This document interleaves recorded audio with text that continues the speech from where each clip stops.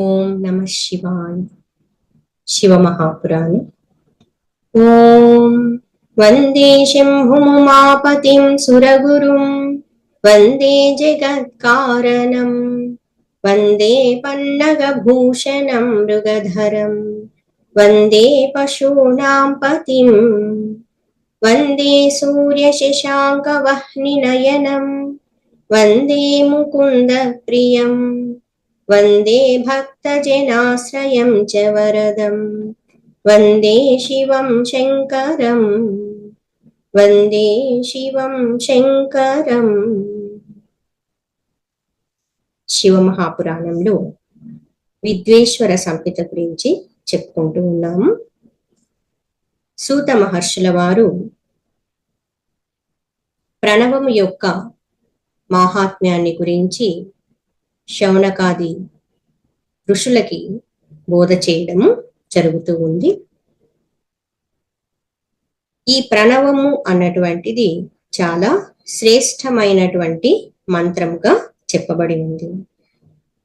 మనలో ఉన్నటువంటి అజ్ఞానాన్ని తొలగించేటువంటిది, ఆత్మజ్ఞానాన్ని కలిగించేటువంటిది, అనేక పాపాలన్నింటినీ కూడా క్షయం చేసేటువంటిది, ఈ ప్రపంచం అన్నటువంటిది వాస్తవము కాదు అని తెలియపరిచేటువంటిది, ఎంతో ఉన్నతమైన అంతరార్థాలతో కూడి ఉన్నటువంటిది ప్రణవము. జనన మరణ సంసార సాగరాన్ని దాటించేటువంటి నౌక వంటిది ఈ ప్రణవ నాదం. ప్రణవము అన్నటువంటిది స్థూలము, సూక్ష్మము అని రెండు భేదాలను కలిగి ఉన్నట్లుగా సూత మహర్షుల వారు తెలియపరుస్తూ ఉన్నారు. ఇందులో ఒకటి ఓం అనేటువంటి అక్షర రూపము. దీనినే సూక్ష్మ ప్రణవము అని అంటారు. మరి స్థూల ప్రణవం ఏంటి అని అంటే నమః శివాయ, నమః శివాయ 5 అక్షరములతో కూడినటువంటి ఈ మంత్రము స్థూల ప్రణవముగా చెప్పబడింది.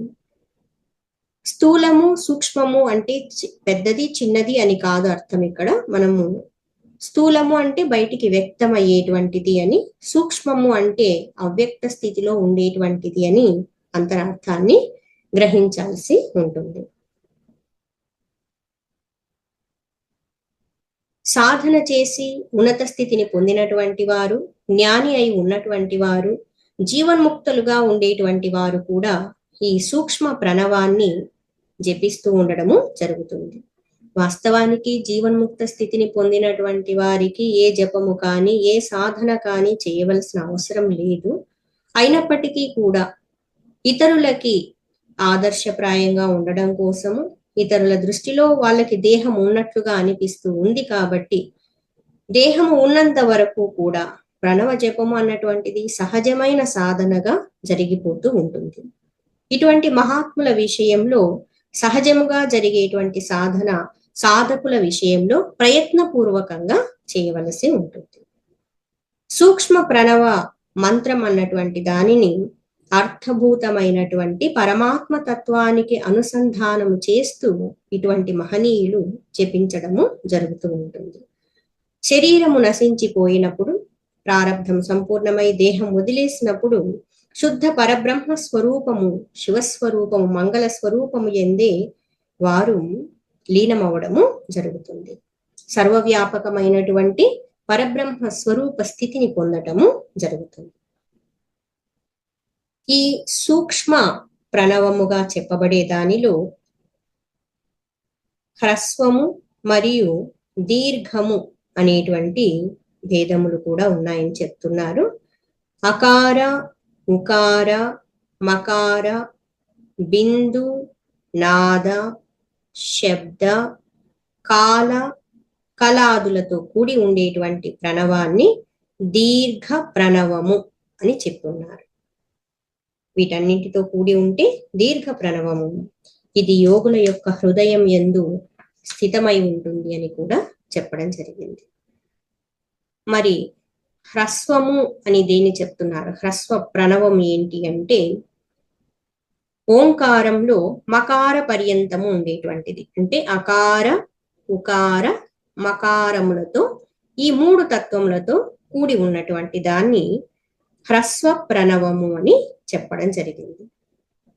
ఇందులో అకారము శివస్వరూపము, ఉకారము శక్తి స్వరూపము, మకారం అన్నటువంటిది శివశక్తుల యొక్క ఏకత్వాన్ని గురించి తెలియపరచడం జరుగుతుంది. వీటికి ప్రతీకగా చెప్పడము జరిగింది. త్రితత్వ రూపముగా ఉన్నటువంటిది ఈ హ్రస్వ ప్రణవము. ఈ విధంగా తెలుసుకుని జపించవలసి ఉంటుందని సూత మహర్షుల వారు చెబుతూ ఉన్నారు. సకల పాపములని కూడా నశింపచేసేటువంటి శక్తి ఈ ప్రణవ మంత్రానికి ఉంది అని చెప్పడం జరిగింది. దీని తరువాత ప్రవృత్తి మార్గంలో ఉండేటువంటి వారు, నివృత్తి మార్గంలో ఉండేటువంటి వారు ఎవరు ఏ మంత్రాన్ని జపించాలి, ప్రణవ ఉపాసన చేయటం వల్ల, ప్రణవ నాదాన్ని జపించటం వల్ల కలిగేటువంటి ప్రయోజనం ఏంటి అన్నటువంటిది కూడా మనకి మహానుభావుడైనటువంటి సూత మహర్షుల వారు బోధ చేస్తూ ఉన్నారు. మనందరికీ తెలుసు, పంచమహాభూతాలు పృథివీ, జలము, తేజస్సు, వాయువు. తేజస్సు అంటే అగ్ని, వాయువు ఆకాశము. ఇవి పంచమహాభూతాలు. శబ్ద స్పర్శాదులు అన్నటువంటివి అంటే శబ్ద, స్పర్శ, రూప, రస, గంధాదులు. ఇవి ఇంద్రియ విషయాలై ఉన్నటువంటివి. ఈ పంచమహాభూతముల యొక్క గుణములై ఉన్నటువంటివి. ఇవన్నీ కలిపి 10 ఉన్నాయి. పంచమహాభూతాలు, శబ్ద స్పర్శాదులు కూడా 5. ఇవన్నీ కూడా ఏంటి అంటే మనందరికీ తెలిసి ప్రపంచమంతా కూడా పంచమహాభూతములతోనే తయారవడం జరిగింది. మానవుడు తన యొక్క ఇంద్రియముల ద్వారా ఇంద్రియార్థములని పొందటానికి ప్రయత్నం చేస్తూ ఉండడము జరుగుతూ ఉంటుంది. వీటి ద్వారా తనకి ఆనందం కలుగుతుందని భావించడము జరుగుతూ ఉంటుంది. ఎవరి మనస్సులో అయితే కోరికలు ఉంటాయో, ఎవరి మనస్సులో ఆశలు ఉంటాయో అటువంటి వాళ్ళు కర్మానుష్ఠానం చేసినప్పుడు, అంటే ఏదైనా ఒక కోరిక తీరాలని కానీ, తన మనస్సులో ఉన్నటువంటి ఆశ నెరవేరాలని కానీ పనులు చేస్తూ ఉన్నట్లయితే, కర్మని ఆచరిస్తూ ఉన్నట్లయితే, అంటే సకామ కర్మ అని చెప్పుకోవచ్చు. ఈ విధంగా సకామ కర్మ చేస్తూ ఉండేటువంటి వారు ప్రవృత్తి మార్గీయులు అని చెప్పబడడం జరిగింది. అంటే వీళ్ళ పనిచేసే విధానం అంతా కూడా ప్రవృత్తికి సంబంధించినటువంటిది. ఎక్కువగా బాహ్య ప్రపంచంలో వ్యవహారములు అన్నటువంటివి చేస్తూ ఉండడము జరుగుతూ ఉంటుంది. ఇలా కాకుండా నిష్కామ భావముతో శాస్త్ర విహితమైనటువంటి కర్మలను మాత్రమే అనుష్ఠానం చేసేటువంటి వారు, అంటే కర్తవ్య కర్మని నిర్వర్తిస్తూ ఉండేటువంటి వారు, ఏ విధమైనటువంటి స్వార్థపూరితమైనటువంటి మితిమీరినటువంటి కోరిక, ఆశ అన్నటువంటివి లేకుండా శాస్త్రాన్ని అనుసరించి కర్మని అనుష్ఠానం చేసేటువంటి వారు, అంతర్ముఖులై ఉండేటువంటి వారు, వీళ్ళని నివృత్త మార్గీయులు అని చెప్పడం జరిగింది. ప్రవృత్తి, నివృత్తి. ఇందులో సకామ కర్మ చేసేటువంటి వారు ప్రవృత్తి మార్గానికి చెందినటువంటి వారు, నిష్కామ కర్మ చేసేటువంటి వారు నివృత్తి మార్గానికి చెందినటువంటి వారుగా చెప్పబడడం జరిగింది. ప్రవృత్తి మార్గాన్ని అనుసరించేటువంటి వారు హ్రస్వ ప్రణవమును జపించడం మంచిది అని చెప్పుకున్నారు. ఇంతకు ముందుగా మనం చెప్పుకున్నాం కదా, దీర్ఘ ప్రణవము, హ్రస్వ ప్రణవముల గురించి శ్రవణం చేసి ఉన్నాము. ఇందులో ప్రవృత్తి మార్గాన్ని అనుసరించేవారు హ్రస్వ ప్రణవాన్ని, నివృత్తి మార్గాన్ని అనుసరించేటువంటి వారు దీర్ఘ ప్రణవమును జపించడం చాలా మంచిది, శ్రేష్టమైంది అని చెప్పున్నారు. ఈ విధంగా ప్రణవ ఉపాసన అన్నటువంటిది ఓంకారాన్ని ఉచ్చరిస్తూ ఉండేటువంటి వారు 9 కోట్ల ప్రణవము జపించినట్లయితే అటువంటి మానవుడు పరిశుద్ధుడు కావడం జరుగుతుంది. అంటే సకల పాపములు తొలగిపోయి అంతఃకరణ శుద్ధి అన్నటువంటిది కలుగుతుంది. అనేక కోట్ల సార్లు ప్రణవనాదాన్ని జపించటం వల్ల, ముఖ్యంగా ఇందులో సంఖ్య కూడా చెప్తూ ఉన్నారు, 9 కోట్ల సార్లు జపించినట్లయితే పరిశుద్ధుడవడం జరుగుతుంది. దాని తరువాత 9 కోట్ల జపం చేసినట్లయితే, మనం ఇంతవరకు చెప్పుకుని ఉన్నాము, పంచమహాభూతాల గురించి, వాటి యొక్క గుణాలను గురించి, ఇందులో మొదటి 9 కోట్ల తరువాత ప్రణవ మంత్రాన్ని ఇంకా 9 కోట్ల సార్లు జపించినట్లయితే పృథ్వీ తత్వము మీద వారికి విజయం అన్నటువంటిది కలుగుతుంది. దీని తరువాత ఇంకా 9 కోట్ల సార్లు ప్రణవ మంత్రాన్ని జపించినట్లయితే జలతత్వాన్ని కూడా జయించడం జరుగుతుంది.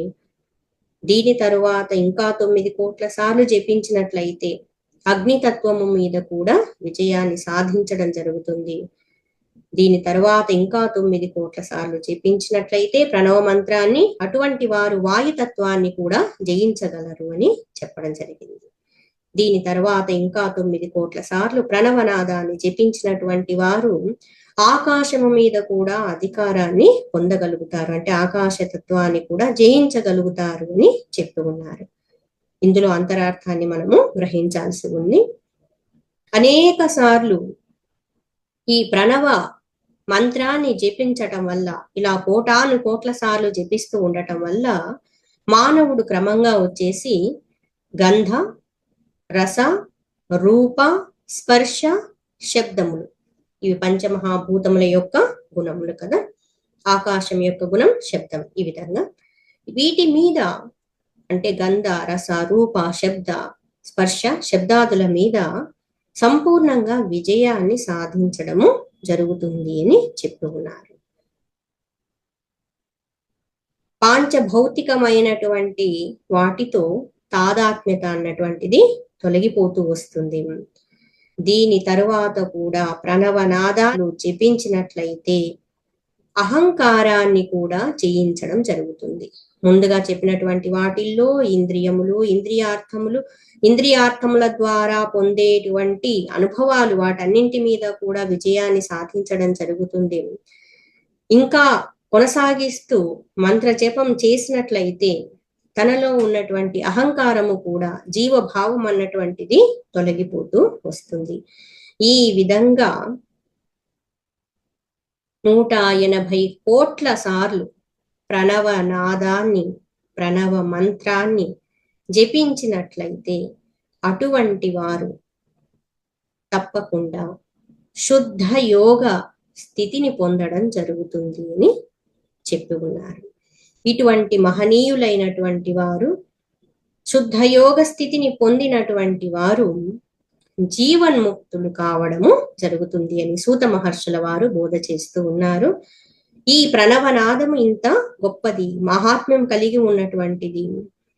ఈ ఉపాసన చేసేటప్పుడు ఇంతకు ముందుగా చెప్పుకొని ఉన్నాము, తత్వముతో అనుసంధానము చేసినట్లయితే, పరమాత్మ తత్వముతో అనుసంధానము చేస్తూ జపించినటువంటి వారు ఆత్మానుభూతిని పొందడం జరుగుతుంది. ఇటువంటి వారికి ఆత్మ సాక్షాత్కారము కలుగుతుంది. అందుకనే ఇక్కడ శుద్ధయోగ స్థితిని పొందినటువంటి వారు జీవన్ముక్తుడవుతారు అని కూడా చెప్పున్నారు. ఇటువంటి స్థితిని పొందినటువంటి వారు సాక్షాత్తు పరమశివుడే, ఇందులో సందేహము లేదు అని కూడా చెప్పడం జరిగింది. ఈ ఓంకారాన్ని జపించినటువంటి వారు మానవ స్థితి నుండి ఋషి స్థితిని, దైవ స్థితిని పొందడము జరుగుతుంది. వీటిల్లో ఉన్నటువంటి అంతరార్థాన్ని గ్రహించినటువంటి అనేక మంది సాధకులు చాలా ఉన్నతమైనటువంటి స్థితిని పొందడము జరుగుతుంది. దీని తర్వాత మనకి శివయోగుల యొక్క వివరణ గురించి కూడా చెప్తూ ఉన్నారు. ఈ విధంగా ప్రణవ జపాన్ని ఉపాసన చేస్తూ ఉండేటువంటి వారు, వీరిలో సాధకులైనటువంటి వారు, మోక్షాన్ని కోరుకునేటువంటి వారు సూక్ష్మ ప్రణవాన్ని జపించడం జరుగుతుంది. ఏదైనా కోరిక ఉండి సిద్ధిని పొందాలి అనుకునేటువంటి వారు స్థూల ప్రణవాన్ని జపిస్తూ ఉంటారు. వీరిలో కూడా క్రియా, తప, జప యోగముల చేత శివయోగులు కూడా 3 విధాలుగా ఇక్కడ చెప్పబడడం జరిగింది. ఇందులో వచ్చేసి క్రియాయోగులు, తపోయోగులు, జపయోగులు అని పిలువబడేటువంటి వీరు వారు చేసేటువంటి సాధనను బట్టి ఆ స్థితులు పొందడము జరిగింది. ధనాన్ని వ్యయం చేస్తూ పూజా సామాగ్రిని సమకూర్చుకొని ఆ పూజా సామాగ్రితో పూజ చేస్తూ నమస్కారాది క్రియలన్నీ చేస్తూ ఉన్నట్లయితే, తన ఇష్ట దైవాన్ని పూజిస్తూ ఉన్నట్లయితే అటువంటి వారిని క్రియాయోగి అని పిలవడం జరుగుతుంది. అంటే వీళ్ళు ప్రధానంగా క్రియ చేయడం జరుగుతూ ఉంటుంది. ద్రవ్య సమర్పణ అన్నటువంటిది ఎక్కువగా ఉంటుంది. పూజ యందు వీరి మనస్సు ఎక్కువగా లగ్నం కావడము జరుగుతుంది.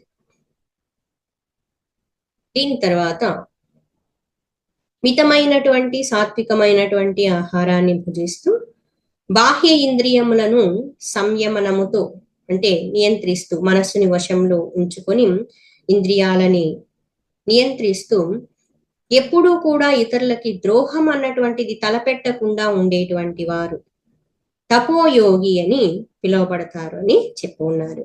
వీరు గొప్ప తపస్సు చేయడము జరుగుతుంది. ముందుగా చెప్పబడినటువంటి వారు క్రియాయోగి, ఇప్పుడు చెప్పుకున్నటువంటి వారు తపోయోగి. మరొకరు సకల సద్గుణ సంపన్నులై ఉన్నటువంటి వారు విశుద్ధ భావముతో తను చేసేటువంటి కర్మలన్నింటినీ కూడా భగవంతునికి సమర్పణ చేస్తూ చాలా శాంత చిత్తముతో నిరంతరము కూడా ప్రణవ జపము చేస్తూ ఉండేటువంటి వారు. అంటే వీళ్ళు ప్రధానంగా జపాన్ని చేయడం జరుగుతూ ఉంటుంది. ఇలా జపిస్తూ ఉండేటువంటి మహనీయుడైనటువంటి వారిని జపయోగి అని పిలవడం జరుగుతుంది. జపయోగిగా గుర్తింపబడము జరుగుతుంది. క్రియ ప్రధానంగా చేస్తూ ఉండేటువంటి వారు క్రియాయోగి, తపస్సు ప్రధానంగా కలిగి ఉన్నటువంటి వారు తపోయోగి, జపాన్ని చేస్తూ జప ప్రాధాన్యత కలిగి ఉన్నటువంటి వారు జపయోగిగా చెప్పబడి ఉన్నారు. వీళ్ళందరూ కూడా మహా శివయోగులై ఉన్నటువంటి వారు. వీరందరూ కూడా వారి వారి సాధనల చేత భగవంతుని యొక్క సాలోక్యము మొదలైనటువంటి క్రమములో ఉత్తరోత్తర ఉత్కృష్టమైనటువంటి స్థితిని, ముక్తిని కూడా పొందడము జరుగుతుంది అని చెప్పి ఉన్నారు. సాలోక్యము, సామీప్యము, సారూప్యము, సాయుజ్యము అన్నటువంటి ముక్తుల గురించి చెప్పి ఉన్నారు కదా. ఈ మహానుభావులు చేసేటువంటి సాధన యొక్క క్రమాన్ని, ఫలితాన్ని అనుసరించి ఆయా స్థితులని కూడా పొందడం జరుగుతుంది. వీటన్నింటిని గురించి సూత మహర్షుల వారు వివరణ తెలియపరుస్తూ అక్కడ ఉన్నటువంటి మహాత్ములను సంబోధిస్తూ, ఓ ద్విజులారా, ఇప్పుడు నేను జపయోగాన్ని గురించి మీకు ఇంకా వివరంగా వర్ణించి చెప్పబోతున్నాను. చాలా సావధానులై శ్రవణం చెయ్యగలరు అని చెప్తున్నారు. తపస్సు చేసేటువంటి వారికైనా, ఏ స్థితిలో ఉన్నటువంటి వారికైనా కూడా జపము అన్నటువంటిది చాలా ఉన్నతమైనటువంటి సాధనగా చెప్పడము జరిగింది. తనను తాను ఉద్ధరించుకోవాలనుకునేటువంటి వారు, తనని తాను శుద్ధపరుచుకోవాలి అనుకునేటువంటి వారికి ఈ జపము అన్నటువంటి సాధన చాలా శ్రేయస్కరమైనటువంటిదిగా చెప్పడం జరిగింది. ఈ జపాన్ని చేసేటప్పుడు ముందుగా నమః అన్నటువంటి పదం ఉంటుంది. దీని తరువాత చతుర్థి విభక్తిలో శివ అన్నటువంటి శబ్దము ఉంటుంది. అంటే పంచతత్వాత్మకమైనటువంటి నమః శివాయ, అంటే నమ శివాయ అన్నటువంటి మంత్రం అవుతుంది. నమః శివాయ, నమ శివాయ. దీనినే శివ పంచాక్షరము అని కూడా అంటారు. ఇదే స్థూల ప్రణవ రూపము. ఇంతకు ముందంతా కూడా మనము సూక్ష్మ ప్రణవాన్ని గురించి చెప్పుకొని ఉన్నాము. అందులో కూడా హ్రస్వము మరియు దీర్ఘ రూపములో ఉండేటువంటి ప్రణవాన్ని గురించి కూడా శ్రవణం చేసి ఉన్నాము. ఇప్పుడు స్థూల ప్రణవాన్ని గురించి శ్రవణం చేస్తూ ఉన్నాము. నమః శివాయ అన్నటువంటిది స్థూల ప్రణవ స్వరూపము. సూక్ష్మ రూపముగా ఉన్నటువంటిదే సంపూర్ణంగా వ్యక్తమైనట్లయితే అది స్థూల ప్రణవంగా చెప్పబడింది.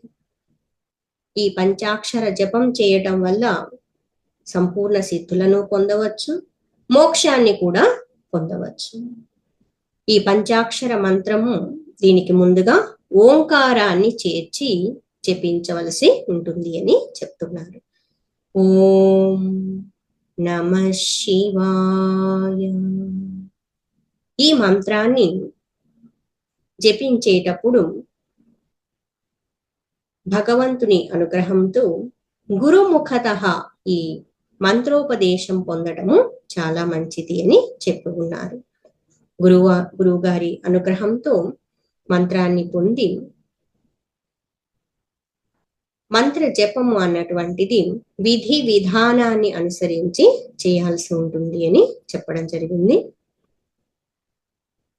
చాలా ప్రశాంతమైనటువంటి ప్రదేశాన్ని ఎంచుకొని అక్కడ జప సాధన చేయటము మంచిదని చెప్పున్నారు. ఇందులో కూడా కొంతమంది నియమాలని అనుసరించి కూడా జపం చేస్తూ ఉంటారు. ప్రత్యేకమైనటువంటి మాసములలో కూడా ఈ జప సాధన చేయడం జరుగుతుంది. ఇందులో కృష్ణపక్ష చతుర్దశి వరకు చేసేటువంటి జపాన్ని గురించి చెప్పు ఉన్నారు. మాసాన్ని ఎంపిక చేసుకున్నప్పుడు పూర్వపక్షంలో ఉండేటువంటి అంటే శుక్లపక్షంలో మొదలుపెట్టి ప్రారంభించి కృష్ణపక్ష చతుర్దశి వరకు కూడా నిరంతరము జపం చేస్తూ ఉండటం మంచిదని చెప్పుకున్నారు. మాఘమాసం భాద్రపద మాసములు కూడా వీటికి చాలా విశేషమైనటువంటి ఫలితాన్ని ఇచ్చేటువంటి మాసములుగా చెప్పడం జరిగింది.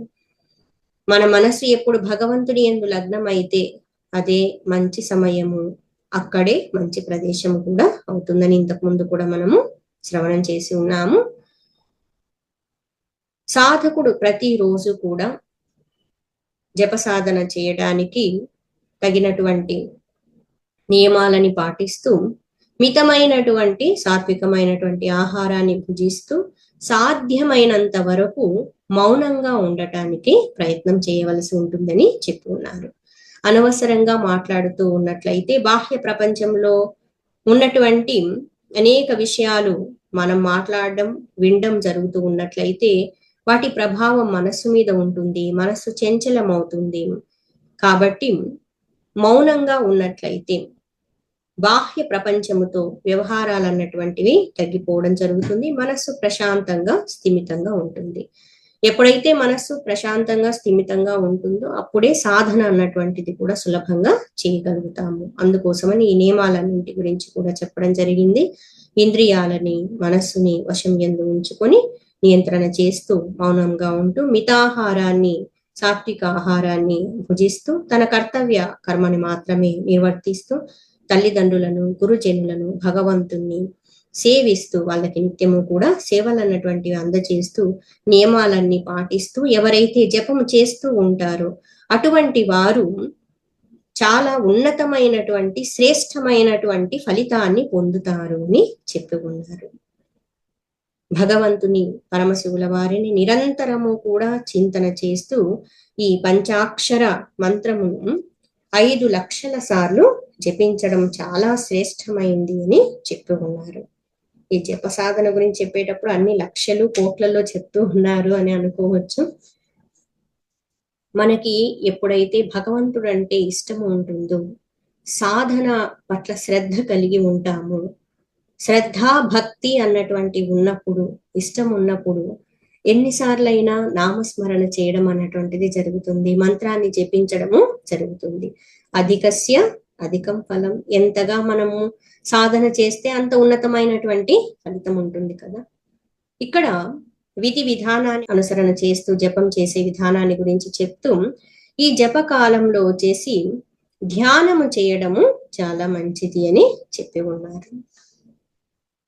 ఈ ధ్యాన పద్ధతికి సంబంధించినటువంటి విషయాలన్నింటిని గురించి కూడా తెలియపరుస్తూ జపం చేసేటప్పుడు ఎవరినైతే మనం ఆరాధన చేస్తూ ఉన్నామో, ఎవరి నామాన్ని మనము జపిస్తూ ఉన్నామో ఆ దివ్యమంగళ స్వరూపాన్ని మనము ధ్యానించవలసి ఉంటుంది అని చెప్పుకున్నారు. ఇక్కడ పరమశివుల వారి మంత్రాన్ని నమశివాయ ఓం నమశివాయ మంత్రాన్ని జపిస్తూ ఉన్నాము కాబట్టి ఇలా జపం చేస్తూ ఉన్నప్పుడు ఆ పరమశివుల వారి యొక్క దివ్యమంగళ స్వరూపాన్ని ఆయన కైలాసవాసులై ఉన్నటువంటి వారు, గణ సమేతులై ఉన్నటువంటి వారు, అంబాసహితమై ఉన్నటువంటి ఆ పరమశివుల వారి యొక్క దివ్య మంగళ స్వరూపాన్ని మన హృదయం యందు ప్రతిష్ఠించుకుని ఆయన యొక్క మంగళకర రూపాన్ని మనము ధ్యానిస్తూ జపించడము అన్నటువంటిది, మానసికంగా ఆయనకి చేస్తూ జపించడం అన్నటువంటిది చాలా శ్రేష్టమైనటువంటి పంచాక్షరి విద్యగా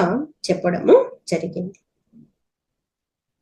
ఈ సాధన చేసేటప్పుడు సాధకుడు తను చేసే ప్రతి కర్మ కూడా సత్కర్మ అయి ఉండేలాగా చూసుకోవలసి ఉంటుంది.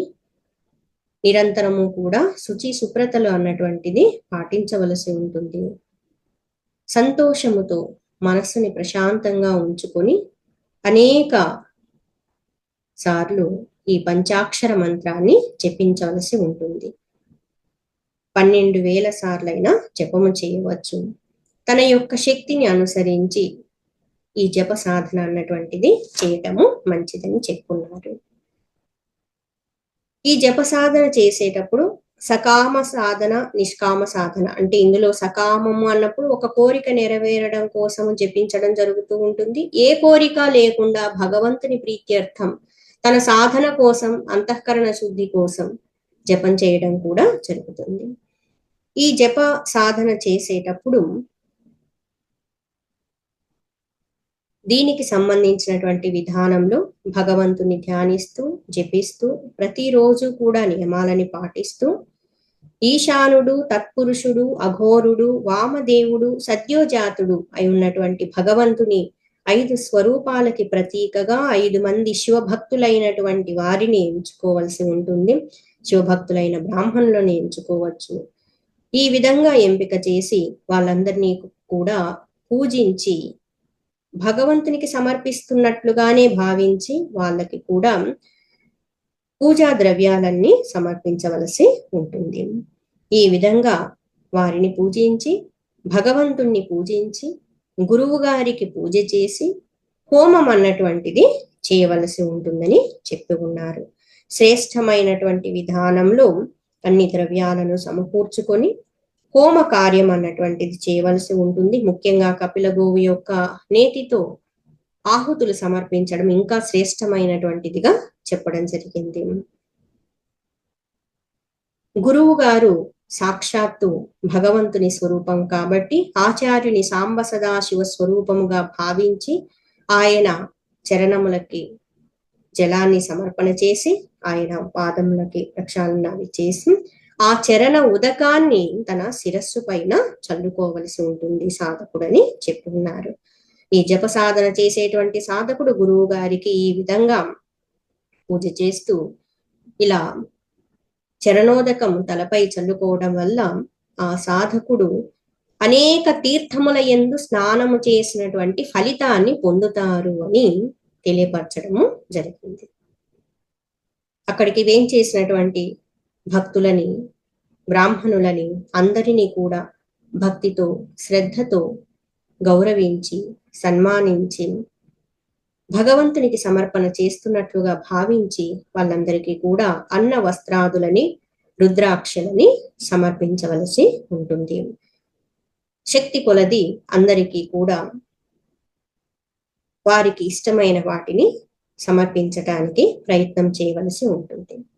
అందరి రూపంలో ఉండేటువంటిది భగవంతుడే కాబట్టి, ఆయన స్వరూపమే కాబట్టి వీరందరూ సంతృప్తి చెందినప్పుడు భగవంతుడు సంతుష్టిని పొందటము జరుగుతుంది. ఈ విధంగా జప సాధన చేసి అందరికీ కూడా భోజనాదులు, పూజాదులు అన్ని సమర్పించి హోమము చేసి జపాన్ని సంపూర్ణము చేయవలసి ఉంటుంది. ఇలా చేసినటువంటి వారికి జప సిద్ధి అన్నటువంటిది కలుగుతుంది అని చెప్పుకున్నారు. 5 లక్షల సార్లు జపము చేసినటువంటి వారికి సమస్త పాపములు కూడా నశించిపోతాయి అని చెప్పి ఉన్నారు. ఈ విధంగా అనేక లక్షల సార్లు జపం చేస్తూ ఉండేటువంటి వారు పాతాళము నుండి సత్యలోకము వరకు 14 భువనాల మీద కూడా అధికారాన్ని కూడా పొందుతారు అని చెప్పుకున్నారు. మనం ముందుగా చెప్పుకొని ఉన్నాము, జపము చేసేటప్పుడు సకామము, నిష్కామము ఈ 2 విధాలుగా కూడా జపం చేయడం జరుగుతూ ఉంటుంది. నిష్కామముగా జపం చేసేటువంటి వారు అంతఃకరణ శుద్ధిని పొంది జ్ఞానవంతులై మోక్షాన్ని పొందడం జరుగుతుంది.